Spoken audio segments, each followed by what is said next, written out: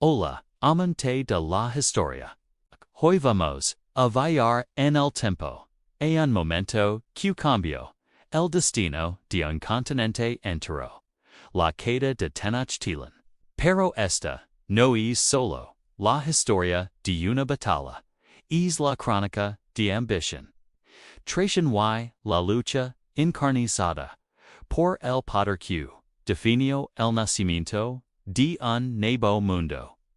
Así que pongamos cómodos, porque esta historia es más compleja y fascinante de lo que nos contaron en la escuela.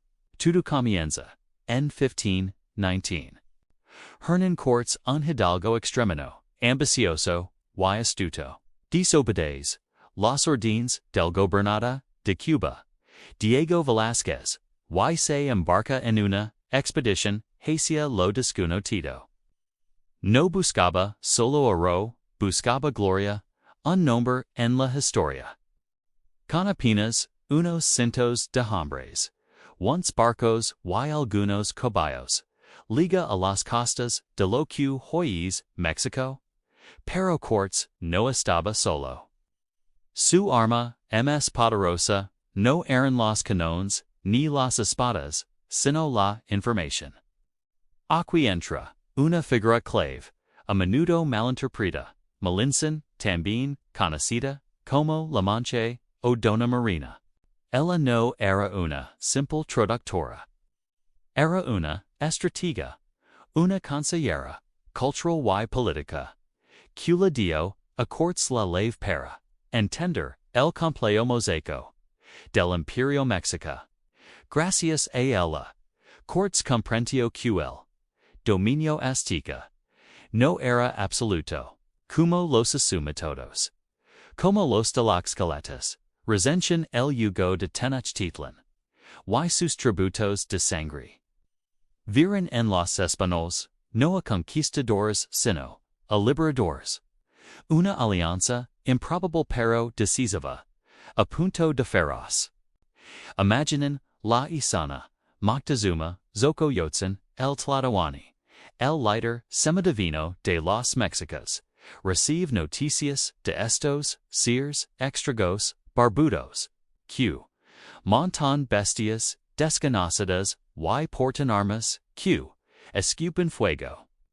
Las profecías hablaban del regreso del dios Quetzalcóatl por el este, eran ellos. La duda paralizó a Moctezuma. En lugar de un ataque frontal, optó por la diplomacia y los regalos, intentando disuadirlos de avanzar. Pero el oro solo aviva la codicia de los españoles. En noviembre de Huillo, Cortés y sus hombres, acompagados por miles de aliados tlaxcaltecas, entraron pacíficamente en la Gran Tenoch. Ladwadnos era una metrópoli construida sobre un lago. Más grande y ordenada que muchas ciudades europeas, calzadas, canals, mercados, bulliciosos, templos imponentes. Pero esta convivencia pacífica era una ilusión. Cortés, sintiéndose vulnerable, tomó una decisión audaz. Secuestró a Moctezuma conversándolo en su rehén. Y gobernando a través de él, la tensión crecía ya en la capital. El punto de quiebra llegó cuando Cortés tuvo que abandonar la ciudad para enfrentarse a una expedición enviada por Velázquez para arrestarlo. Dejó al mando a Pedro de Alvarado, un hombre impulsivo y brutal. Durante una importante ceremonia religiosa, Alvarado, temiendo una rebelión, ordenó una masacre en el templo mayor asesino a miles de nobles y guerreros mexicas desarmados.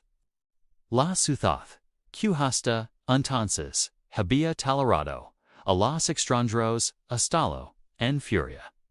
Cuando Cortés regresó, victorioso sobre sus rivales españoles, se encontró una ciudad en guerra.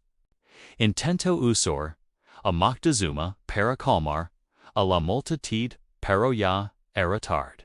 El pueblo había perdido el respeto por su líder cautivo. Moctezuma fue herido de muerte, ya sea por las pedras de su propia gente o a manos de los españoles, un misterio que perdura. Sin su títer, cortes y sus hombres estaban atrapados. La noche del 30, donio de ten wubai archive poso a la historia como la noche triste. En una caótica y desesperada huida, los españoles y sus aliados intentra escapar de Tenochtitlan, bajo la oscuridad. Cargados de oro, fueron descubiertos los guerreros. Mexicas atacaron desde canoas y azoteas. Cientos de hispanos y miles de tlaxcaletas murieron ahogados en los canoas, derribados por lanzas y flechas, cortes, segna la yunda, se sentó bajo un árbol, y loro su derrota. Parecia el fin, ato. Cortes era, ante todo, un superviviente. Se refugió en Tlaxcala, donde reafirmó su alianza. Sabía que no podía tomar la ciudad por la fuerza bruta, necesitaba una estrategia diferente. Durante casi un año, planeó su regreso. Mandó construir tres bergantines, pequeños barcos de guerra, para controlar el lago Texcoco, y cortar los suministros de Tenochtitlan. Su ejército se vio reforzado por nuevos españoles que llegaban de Cuba, y, lo más importante, por decenas de miles de guerreros indígenas enemigos de los mexicas. Mientras tanto, un enemigo invisible, y mucho más letal, y otro cual, arma española asolaba Tenochtitlan, la virula, traída por los europeos, la enfermedad diezmo a la población, que no tenía inmunidad. Murieron miles, incluido el nuevo Tlatoani, Cuitlahuac, el hero que había expulsado a los españoles, fue sucedido por el joven y valente Cuauhtémoc, el último emperador azteca, quien se preparó para una defensa a muerte. En mayo de guerrilla, comenzó el asedio final. Los bergantines bloquearon las calzadas, impidiendo la entrada de comida y agua. La lucha fue brutal casa por casa, cale por cale. Los mexicas pelearon con una ferocidad increíble defendiendo cada palmo de su ciudad. Pero el hambre, la sed y la enfermedad los debilitó bandilla dilators. Durante 18 días, Tenochtitlan resistió tenamente el 13 de agosto de 1521. Todo terminó. La resistencia, Calazzo Coato, fue capturado mientras intentaba en una canoa, fue levado ante cortes, y según las crónicas, le pidió al conquistador, que lo matara con su la gran Tenochtitlan, la ciudad más poderosa de Mesoamérica, había caído, pero la caída, pero la cuna de la historia, sino el comienzo de una nueva y brutal lucha por el poder. Con el enemigo, comenzará todo, las gritas en el bando vencedor comenzarán a aparecer. Primero, la lucha entre los propios conquistadores. Hernán Cortés se convirtió en el hombre más poderoso del nuevo territorio que llamó la Nueva España. Por su poder generaba envidia y desconfianza. Desde España, la corona no via con, y no sod leotan, influate y autónomo, enviaron funcionarios, auditores y jueces, para limitar su autoridad. Courts se vio envuelto en interminables batallas legales, acusado de traición y de acotar riquezas. Sus antiguos compañeros de armas, que habían arriesgado todo por un botín que resultó ser menor de lo esperado, también conspiraban contra la lealtad se compraba y se vendía letters. Toestaba la relación con sus aliados indígenas, los cloques caltecas que habían sido cruciales para la victoria, esperaban un trato preferential mantenor su autonomía y privilegios. Al principio, Cortes cumplió, pero, a medida que el sistema colonial se consolidaba, sus promesas se fueron diluyendo. Las nuevas autoridades no distinguían tanto entre aliados y vencidos. Todos eran indios subdivididos de la corona, a los que había que evangelizar y de los que se podía extraer trabajo a través de la encomienda, un sistema que, en la práctica, era una forma de servidumbre a la alianza que derribó un imperio, se desvaneció en un nuevo orden de sometimiento, y por supuesto, la lucha por el ama del nuevo mundo mudo, fue seguida por una conquista espiritual. Frailes franciscanos, dominicos y agustinos, llegaron con la misión de erradicar las idolatrías y convertir a la población al cristianismo. Se destruyeron templos, se quemaron códices, y se persiguieron las antiguas, pero esta imposición no fue total. Las religiones mesoamericanas no desaparecieron, se fusionaron. Darán lugar a un sincretismo único cuyos dioses se escondían detrás de los nombres de los santos, y los rituales ancestrales se mezclaban con la liturgia católica, una forma de resistencia cultural que perdura hasta hoy. La caída de Tenochtitlan no fue un simple evento de buenos, de hispanos contra indígenas. Fue un cataclismo provocado por una tormenta perfecta de factores, la ambición de Cortés, la división interna de los pueblos mesoamericanos, la superioridad tecnológica y táctica española, y el impacto devastador de las enfermedades. Sobre ses ruinas, no nació la paz, sino un complejo, y a menudo violento proceso de negociación. Conflicto, y fusión que dio forma a lo que hoy es México, y América Latina.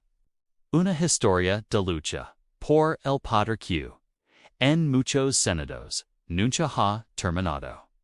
Espero que este viaje al pasado les haya parecido tan apasionante como a mí. La historia estelina de matices, y entenderlos nos ayuda a comprender mejor nuestro presente. Si te gusta, no olvides darle a like, suscribir y activar la campanita para no perderte nuestras próximas aventuras históricas. Gracias por acompañarnos, y hasta la próxima. Tras la caída de Tenochtitlan, el panorama político de Mesoamérica quedó profundamente alterado. Lo que durante décadas había sido un imperio centralizado bajo el dominio México se convirtió de pronto en un mosaico de alianzas, expectativas y tensions. Hernán Cortés había logrado la victoria militar, pero mantener el control sobre un territorio tan vasto requería algo más que espadas y cañones. Era necesario construir un nuevo equilibrio de poder. Uno de los primeros desafíos que enfrentó Cortés fue la enorme influencia de los pueblos Indígenas, que habían sido aliados durante la conquista. Sin su apoyo, la derrota de los mexicas habría sido prácticamente imposible. Miles de guerreros tlaxcaltecas, totonacas y texcocanos habían luchado junto a los españoles, aportando conocimiento del territorio, recursos y fuerza militar. Ahora, tras la victoria, esos aliados esperaban algo a cambio. Tlaxcala, por ejemplo, había sido uno de los socios más importantes de Cortés. Sus líderes habían tomado una decisión estratégica arriesgada al unirse a los españoles contra los mexicas. Durante generaciones habían resistido el poder de Tenochtitlan. Y la conquista representaba para ellos una oportunidad histórica de cambiar el equilibrio regional. Los dirigentes tlaxcaltecas esperaban mantener su autonomía y obtener privilegios dentro del nuevo sistema político. No querían convertirse simplemente en otro pueblo sometido. Querían ser reconocidos como aliados fundamentales del nuevo orden. Texcoco representaba otro caso importante. Durante el Imperio, México había sido uno de los principales centros de poder dentro de la Triple Alianza, junto a Tenochtitlan y Tlacopan. Tras la conquista, sus élites buscaban conservar parte de su influencia política y cultural. Cortés entendía que mantener la cooperación de estos pueblos era esencial para evitar nuevas rebeliones. Por eso los primeros años tras la conquista permitió que muchos gobernantes indígenas conservaran sus cargos. Estos líderes continuaron administrando sus comunidades, recolectando tributos y manteniendo el orden local, aunque ahora debían responder ante las autoridades españolas. Era una estrategia pragmática. Los españoles eran demasiado pocos para gobernar directamente cada ciudad, cada pueblo y cada comunidad del vasto territorio mesoamericano. Mintono las estructuras políticas indígenas, al menos temporalmente. Permite sostener una cierta estabilidad, mientras se construía un nuevo sistema. Pero el mismo tiempo otro grupo presionaba con fuerza los conquistadores españoles, de los hombres que habían acompañado a Cortés en la campaña, habían arriesgado todo, crucero el océano, en busca de riqueza, gloria y oportunidades. La conquista de México parecía confirmar que sus sacrificios habían valido la pena. Ahora querían su recompensa. Exigían tierras, tributos y reconocimiento. Algunos habían acumulado prestigio militar durante la guerra y esperaban convertirse en figuras importantes dentro del nuevo orden colonial. No estaban dispuestos a regresar a España como simples soldados. Este grupo representaba un desafío político constante. Para Cortés, por un lado, necesitaba mantener su lealtad. Ellos eran hombres armados, acostumbrados a la guerra, y con ambiciones claras. Por otro lado, se permitía que cada conquistador acuara libremente el territorio, podía fragmentarse rápidamente en pequeñas zonas de poder personal. La tensión entre estos intereses comenzó a manifestarse muy pronto. Algunos conquistadores empezaron a establecerse en distintas regiones del territorio, tratando de consolidar Su influencia sobre comunidades indígenas cercanas. Buscaban asegurar fuentes de tributo. Mano de obra y recursos. Esto generaba conflictos tanto entre los propios españoles como con los pueblos indígenas, cum canto, las comunidades, que habían estado bajo dominio, Mexica observaban con cautela la nueva situación, cuya telas habían sufrido durante años las exigencias de tributo, impuestas por Tenochtitlan. Algunas habían apoyado activamente la conquista con la esperanza de libres del sistema, pero pronto comenzaron a descubrir que el nuevo orden no necesariamente significaba libertad. Aunque el poder Mexica había desaparecido, las demandas de tributo y trabajo no habían terminado. Simplemente estaban cambiando de manos. Cortes trataba de mantener un delicado equilibrio entre todos estos intereses. Necesitaba conservar la estabilidad política, evitar rebeliones indígenas y al mismo tiempo satisfacer, al menos parcialmente, las expectativas de los conquistadores. Era una tarea extremadamente compleja. Cada decisión que tomaba podía fortalecer a un grupo y provocar el resentimiento de otro. La nueva sociedad que comenzaba a formarse en el territorio conquistado estaba llena de tensiones latentes. A simple vista parece que los españoles controlaban la situación. Pero en realidad, el poder estaba todavía en construcción. Las alianzas seguían siendo frágiles, los intereses eran contradictorios, y el futuro político de la región no estaba definido. La conquista había derribado el antiguo imperio, el nuevo orden todavía no tenía una forma clara. Y en medio de esa incertidumbre comenzaban a surgir las primeras decisiones que transformarían para siempre la estructura del poder en la Nueva España.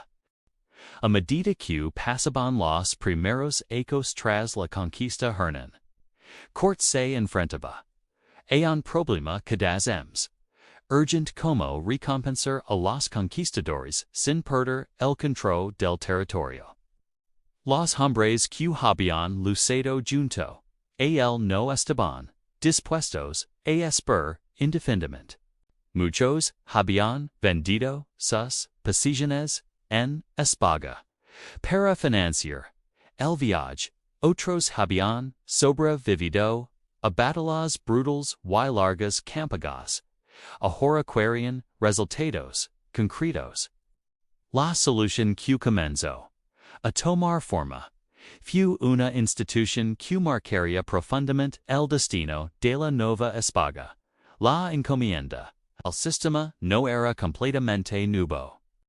En la tradición española medieval y existían mecanismos similares que vinculaban a un señor con comunidades bajo su protección. Sin embargo, en el contexto americano adquirió una dimensión mucho más amplia. Cortés empezó a asignar comunidades indígenas conquistadores. Estos encomenderos recibían el derecho de cobrar tributos, y recibía tributo de esas poblaciones. A cambio debían protegerlas, mantener el orden y promover su conversión al cristianismo. En teoría, no se trataba de una entrega, ni tierras ni de esclavitud directa. Los indígenas seguidos, considerados vasallos del rey de España. Pero en la práctica, el sistema otorgaba a los encomenderos un enorme poder local. Para muchos conquistadores, la encomienda representaba exactamente lo que buscaban: una fuente estable de riqueza y prestigio, Algunos recibieron encomiendas que incluían varias comunidades y miles de habitantes.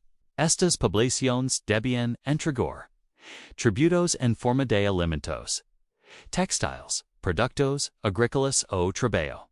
De repente, hombres que, pocos, ecos, antes eran simples, soldados se convirtieron en figuras dominantes dentro de amplias, y el sistema creció rápidamente.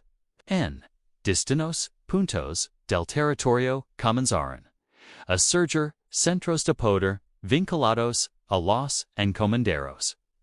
Estos españoles se establecen cerca de las comunidades que les habían sido asignadas y empezaban a ejercer una autoridad cada vez mayor sobre la vida local. Pero el crecimiento de este sistema también trajo consigo nuevas tensiones. Los conquistadores no siempre estaban satisfechos con lo que recibían.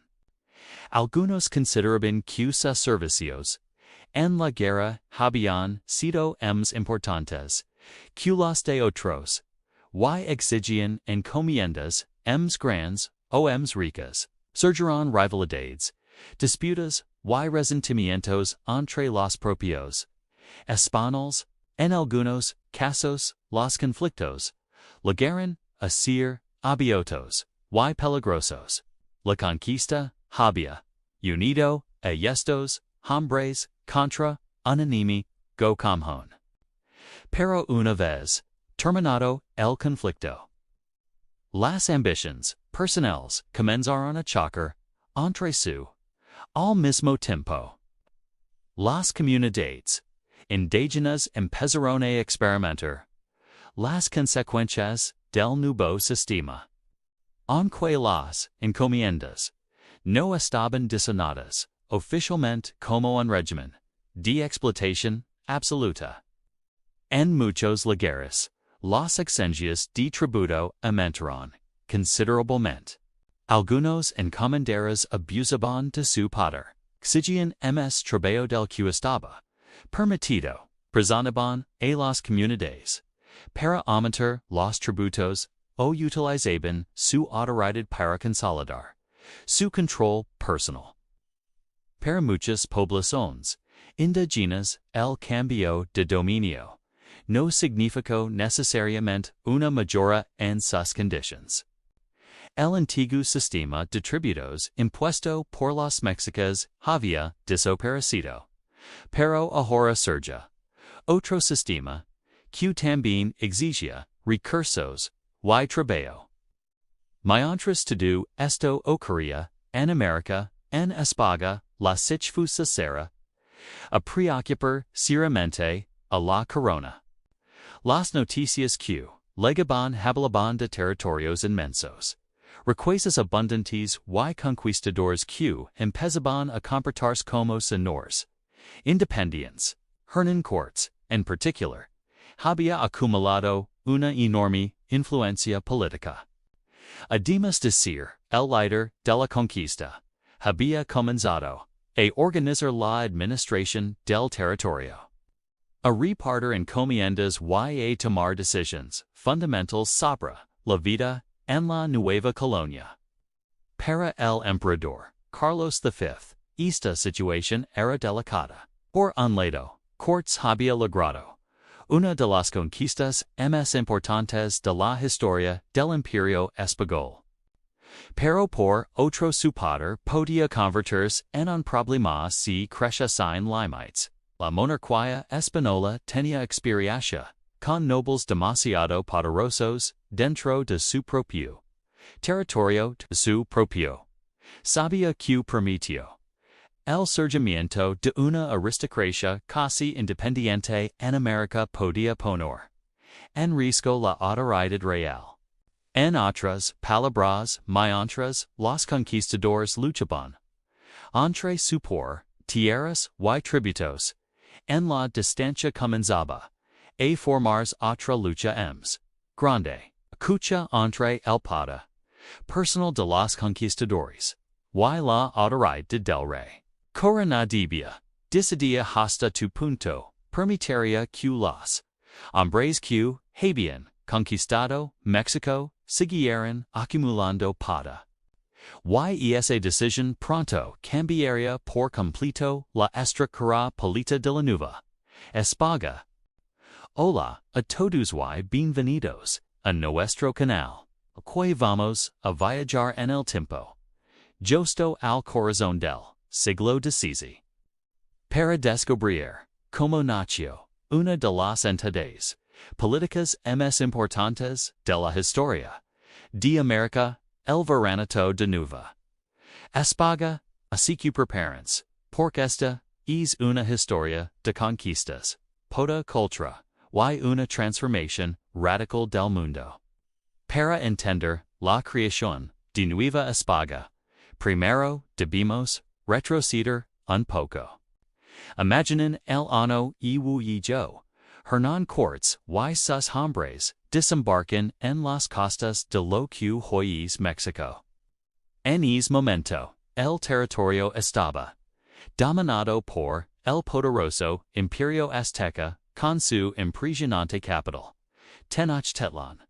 Lo que siguió fue un periodo de 12 meses de conflictos, alianzas y batallas que culminaron con la caída de Tenochtitlan en 1521. Este evento no fue solo una victoria militar. Fue el punto de inflexión que marcó el fin de una era y el comienzo de otra. Tras la conquista, la corona española se enfrentó a un desafío gigantesco. Como gobernar y administrar estos nuevos y vastos territorios tan lejanos, la distancia era un problema real. Un viaje en barco entre España y América podía durar meses, lo que hacía imposible un control directo y rápido desde Madrid. La primera solución fue establecer un gobierno liderado por el propio Hernán Cortés, quien fue nombrado capitán general y justicia mayor de los territorios conquistados. Sin embargo, su poder y autonomía pronto empezaron a preocupar al rey Carlos I de España, también conocido como Carlos V del Sacro Imperio Romano Germánico. El rey temía que Cortés pudiera volverse demasiado poderoso y crear su propio reino independiente. Para contrarrestar esto, la corona decidió establecer una forma de gobierno más controlada y burocrática. En URT se creó la Real Audiencia de México. Esta era una especie de tribunal supremo con funciones judiciales y también de gobierno. Su objetivo era limitar el poder de los conquistadores y asegurar que las leyes y los intereses de la corona se cumplieran. Sin embargo, la primera audiencia fue un desastre. Estuvo plagada de corrupción y abusos contra la población indígena, lo que generó en inestabilidad. Una segunda audiencia, establecida en 1530, funcionó mucho mejor, sentando las bases para una administración más justa y ordenada. Pero ni siquiera la audiencia era suficiente para gobernar un territorio tan extenso y complejo. La corona necesitaba una figura directamente la autoridad del rey, alguien que fuera su alter ego en las Américas. Y así, el 8 de marzo de 1535, el rey Carlos I firmó la cédula real que creaba oficialmente el Virreinato de Nueva España. Este fue el primer virreinato establecido en América, y se convertiría en el modelo para otros que vendrían después, como el del Per, y quien fue el primer virrey. El elegido fue Antonio de Mendoza y Pacheco, un noble de alta cuna y diplomático experimentado, Su nombramiento, no fue casual, acaba elogian, Leo, con habilidades administrativas. YQ no tuviera las ambiciones personales de los primeros conquistadores. Mendoza legó a la ciudad de México, que ya se estaba construyendo sobre las ruinas de Tenochtitlan. En Yiwusanwu, su legada marcó el inicio de una nueva estructura de poder.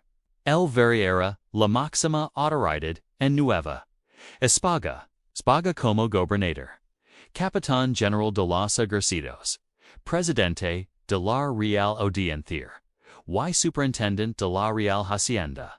En resumen era el representante personal del rehén. Todos los asuntos importantes. La creación del Virreinato no solo fue un cambio político, sino que transformó todos los aspectos de la vida. La sociedad se organizó en un sistema de castas muy estratificado. En la cima estaban los españoles peninsulares, nacidos en España, que ocupaban los cargos más altos. Luego venían los criollos, hijos de españoles, nacidos en América. Debajo de ellos estaban los mestizos, resultado de la mezcla entre españoles y indígenas, y luego una gran variedad de otras castas. En la base de la pirámide social se encontraba la población indígena y, más tarde, los esclavos traídos de África. La economía también fue reestructurada para beneficiar a la metrópoli. La minería, especialmente la extracción de plata, en lugares como Zacatecas y Guanajuato, se convirtió en el motor económico del Virreinato. Esta plata no solo enriqueció a España, sino que tuvo un impacto global, financiando sus guerras en Europa y dinamizando el comercio mundial. Además de la minería, se desarrollaron la agricultura y la ganadería con la introducción de nuevos cultivos y animales europeos como el trigo, cana de usacar, los caballos, las vacas y las ovejas. Debido al comercio estaba estrictamente controlado por la corona a través de un sistema de monopolio y flotas que zarpaban desde puertos específicos como Veracruz. Culturalmente, el Virreinato de Nueva España fue un crisol donde se fusionaron las tradiciones europeas y indígenas. La Iglesia Católica jugó un papel fundamental en este proceso, a través de la evangelización. Los mexicanos no solo difundieron la fe cristiana, sino que también introdujeron la lengua española, la escritura, y nuevas formas de arte y arquitectura. Esto dio lugar a un sincretismo cultural fascinante. Por ejemplo, en las iglesias barrocas de México podemos ver elementos decorativos inspirados en el arte prehispánico.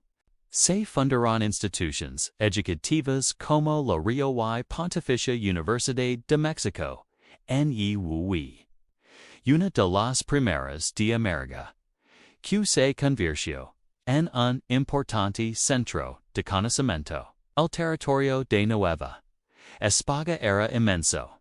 En su apogeo, no solo incluye el México actual, sino también gran parte del suroeste de los Estados Unidos, desde California hasta Florida, Centroamérica hasta Costa Rica, y las islas del Caribe como Cuba y Santo Domingo.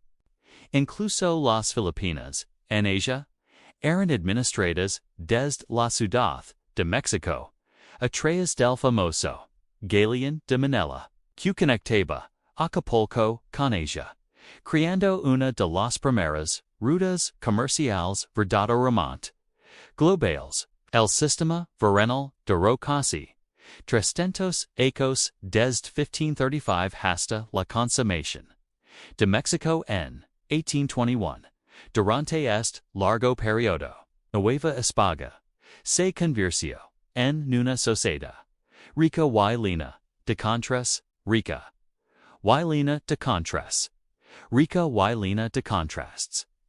Fue una poca de explotación y opresión para muchos, pero también de una increíble creatividad cultural.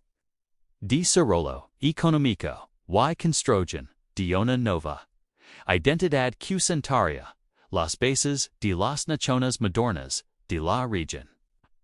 En resumen, la creación del Virreinato de Nueva España fue la respuesta de la corona española al desafío de gobernar un imperio transatlántico, pasando de la era de los conquistadores a un sistema burocrático centralizado.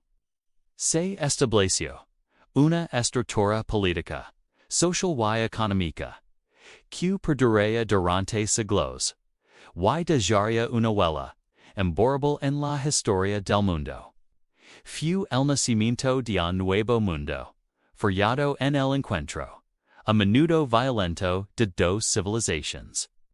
Espero que hayan disfrutado este viaje a los orígenes de Nueva España.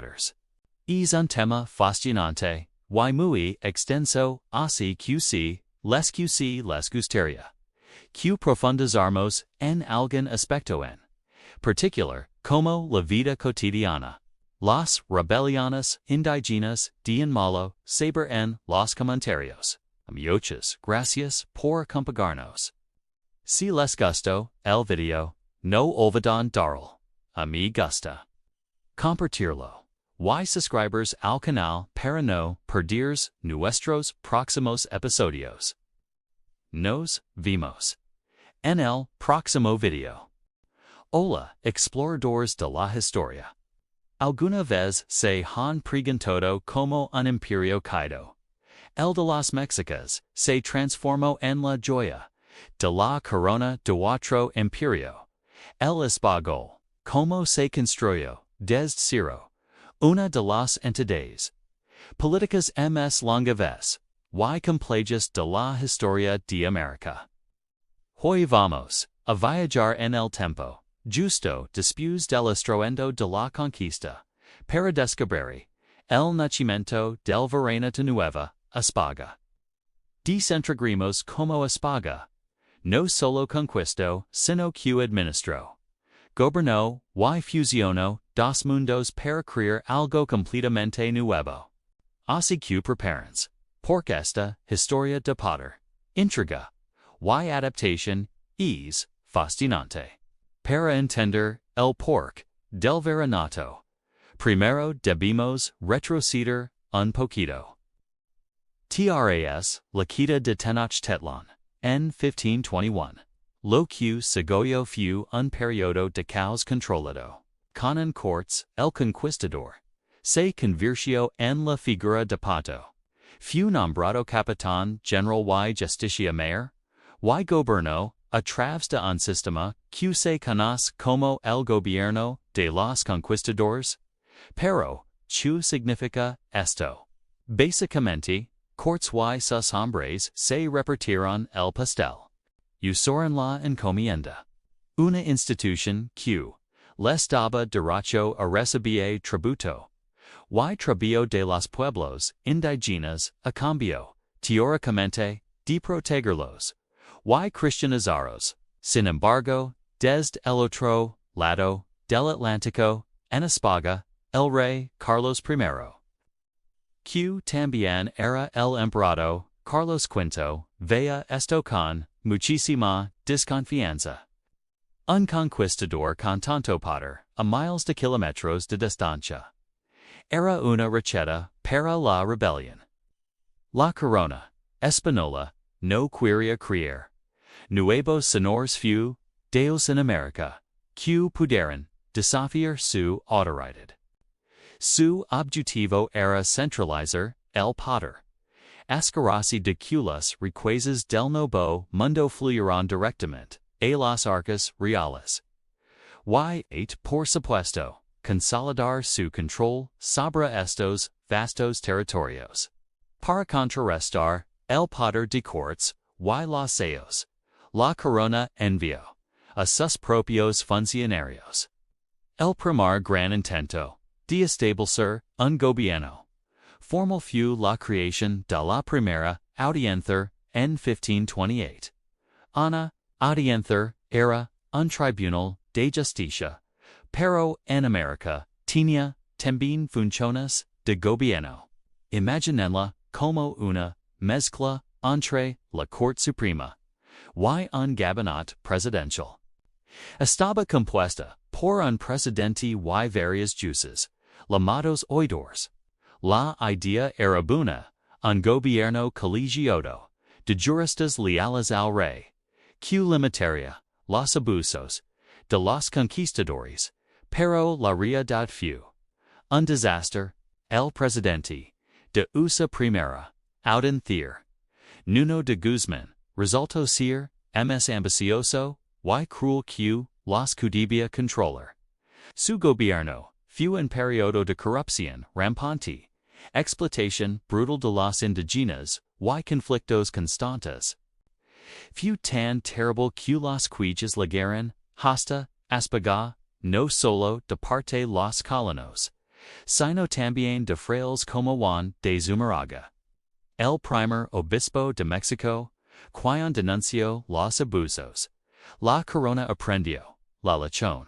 En Iwarsani, estableció una segunda, hasta bets con hombres, mucho más íntegros, y les, como Sebastián Ramírez de Funleal. Esta segunda audiencia se logró poner algo de orden. Empezaron a limitar el poder de los encomenderos, a proteger un poco más a las comunidades indígenas y, lo más importante, a preparar el terreno para la siguiente gran movida de la corona. Y esa gran movida, luego en Wusanwu, después de ecos de prueba y error. El rey decidió que necesitaba una figura que lo representara directamente en América. Alguien que fuera su alter ego, su otro yo, asignó la figura del rey.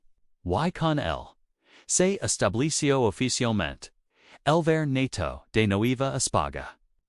Con su capital en la región fundada Ciudad de México, construida sobre las ruinas de Tenochtitlan. El primer virrey fue don Antonio de Mendoza, un noble de altísima confianza del rey. La llegada de Mendoza lo cambió todo. Él no era un aventurero buscando fortuna. Era un político profesional, un burócrata del imperio. Su misión era clara. Imponó la autoridad real por encima de todos.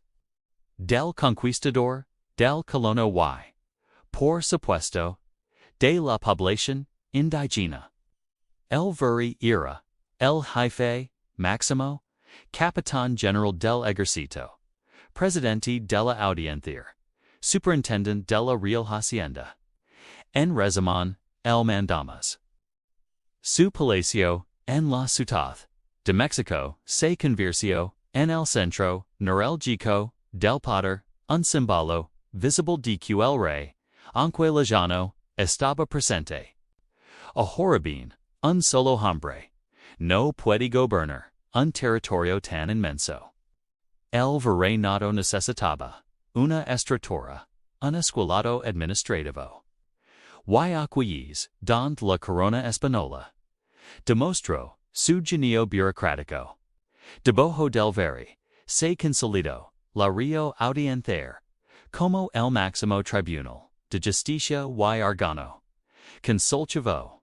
Si alguien tenía una disputa legal importante, iba a la audiencia. Si el virrey tomaba una decisión controvertida, la audiencia podía opinar. Era un sistema de pesos y contrapesos diseñado para evitar que una sola persona acumulara demasiado poder. Pero el gobierno no se quedaba solo en la capital. Cho pasaba en las ciudades. Y pueblos. Allí entraban, en juego, los cabildos, o ayuntamientos. Esta era una institución. Trata directamente de España letters. Cada ciudad de España, como Puebla, Guadalajara o Valladolid. Hoy Morelia tenía su propio cabildo. Estaba formado por regidores y alcaldes elegidos entre los vecinos más prominentes de la ciudad. Atinos se encargaban de la administración local, la justicia menor, el abasto de la ciudad, la limpieza de las calles, la organización de las fiestas. El cabildo era el espacio de poder de las élites locales de las colonias que habían echado raíces y aquí viene una de las partes más interesantes y a menudo olvidadas que pasó con las élites fueron simplemente eliminados. La respuesta es no. La corona española fue muy pragmática. Se dieron cuenta de que gobernar a millones de indígenas sin la ayuda de sus propias estructuras de poder era imposible. Así que, en lugar de destruir, decidieron adaptar. Integraron a las élites indígenas en el nuevo sistema. A los antiguos nobles cossacs de los señoríos prehispánicos se les permitió conservar ciertos privilegios. Se les reconoció como gobernadores de sus propias comunidades, conocidas como repúblicas de indios. Estos líderes indígenas eran los intermediarios entre el mundo español y el mundo indígena. Eran los responsables de organizar el tributo, recolectar el tributo para los españoles y mantener el orden en sus pueblos. Cambio, recibían un sueldo. No pagaban tributo y mantenían su estatus social. Dentro de estas repúblicas de indios, se replicó la estructura del cabildo español. Tenían su propio gobernador, alcaldes y regidores indígenas, elegidos, según sus propias costumbres por conformados. Esto fue una jugada maestra. Por un lado, le daba a las comunidades indígenas una sensación de autonomía y continuidad con su pasado. Por otra, aseguraba que estuvieran firmemente integradas y controladas dentro de la ciudadanía mayor del Virreinato. Así que, si lo visualizamos, tenemos una pirámide de poder muy clara. En la cima, en España, el rey y el consejo de Indias, que era el órgano que legislaba todo lo referente a América. En Nueva España, el virrey, como representante del rey, topo del la real audiencia, como contrapeso y máximo tribunal, a nivel regional y local, los cabildos de los ciudades, donde mandaban las élites criollas y peninsulares. Y en paralelo, las repúblicas de indios, con sus propios cabildos y gobernantes indígenas, que respondían a las autoridades españolas. Todo este complejo endemiage institucional no se construyó de la noche a la mañana. Fue un proceso de décadas, lleno de tensiones, negociaciones y conflictos. Los encomenderos lucharon por mantener sus privilegios. Los frailes por proteger a los indígenas. Las élites locales por ganar más autonomía. Y las comunidades indígenas por sobrevivir y adaptarse, pero, al final, a mediados del siglo XVI, la estructura estaba en su lugar. El poder de los conquistadores había sido domado y reemplazado por una burocracia leal a la corona.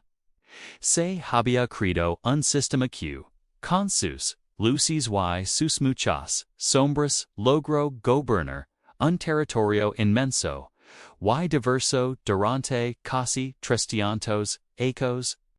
La creación del Virreinato de Nueva España no fue solo un cambio de nombre. Fue la fundación de una nueva sociedad, un nuevo orden político que daría forma a la historia de México y de gran parte de Norteamérica y Centroamérica.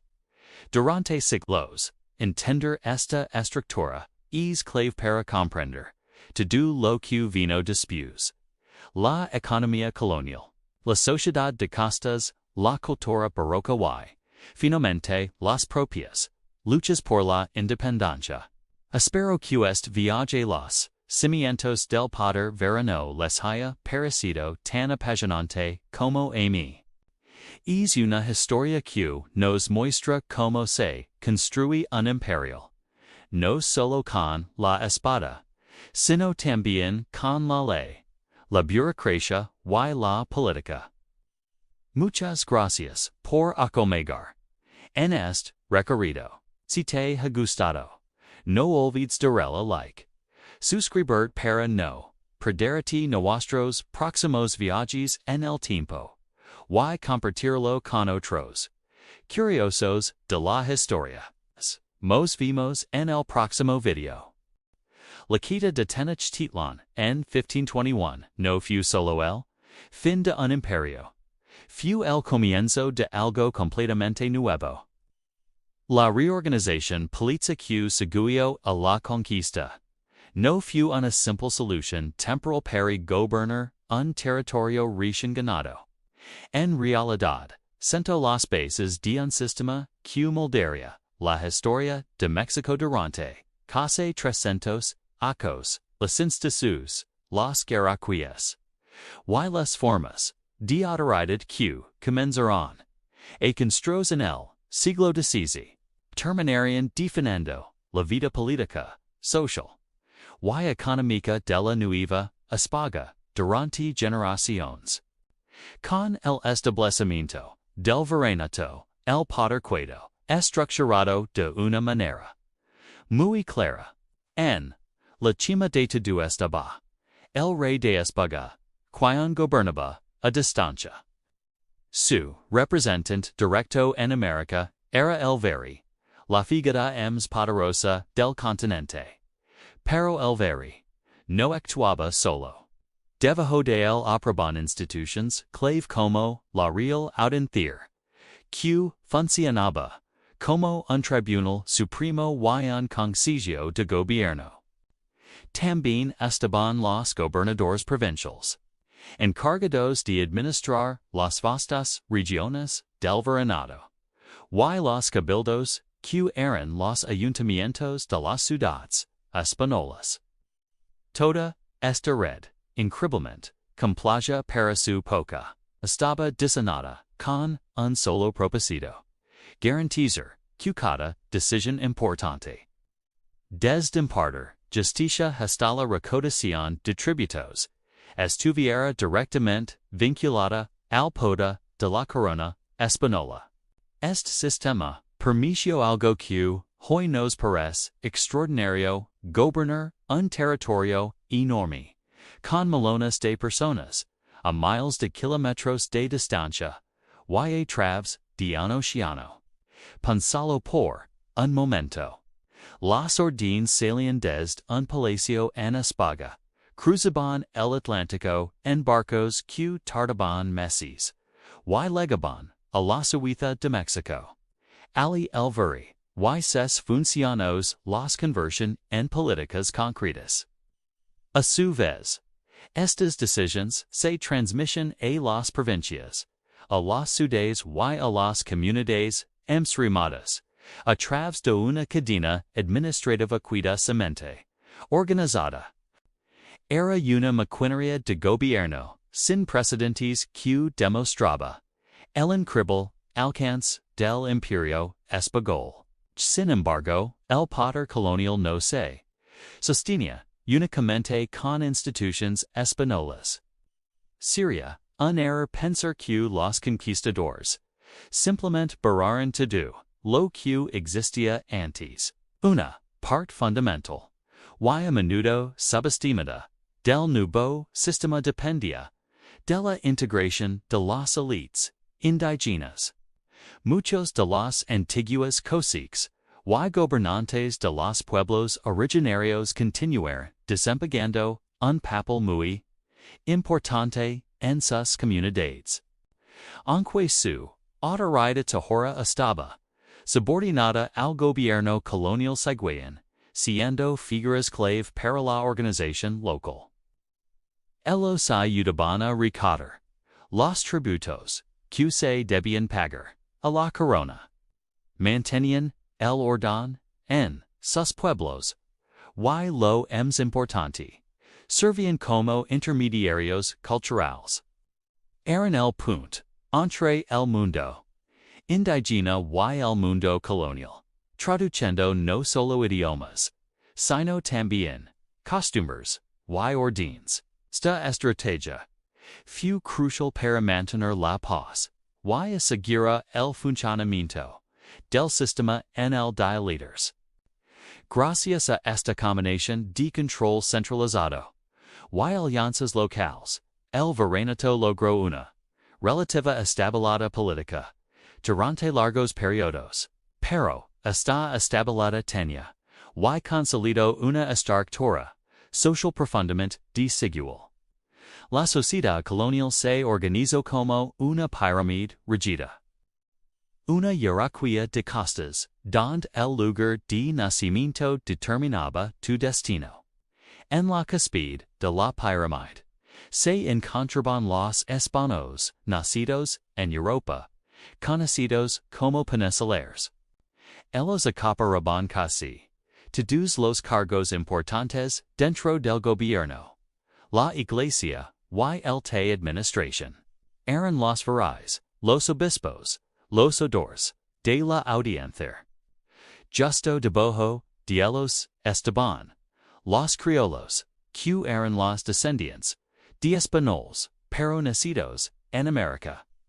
Aunque muchos criollos eran dueños de grandes haciendas, minas y fortunas, y eran culturalmente muy influyentes, a menudo se veían excluidos de los puestos políticos más altos. Esos cargos estaban reservados para los funcionarios enviados directamente desde España, lo que generaba un resentimiento que iría creciendo con el tiempo. Más abajo en la pirámide social se encontraban las poblaciones indígenas que constituyen la gran mayoría de la población. Eran ellos quienes sostenían gran parte del sistema económico a través del pago de tributos y el trabajo forzado, en minas y encomiendas. Con el paso del tiempo, esta estructura social se volvió todavía más compleja, con la aparición de nuevos grupos. Los mestizos y las llamadas castas, que reflejaban la mezcla de poblaciones europeas, indígenas y africanas. Cada grupo tenía un lugar definido en esta jerarquía, con derechos y oportunidades limitados.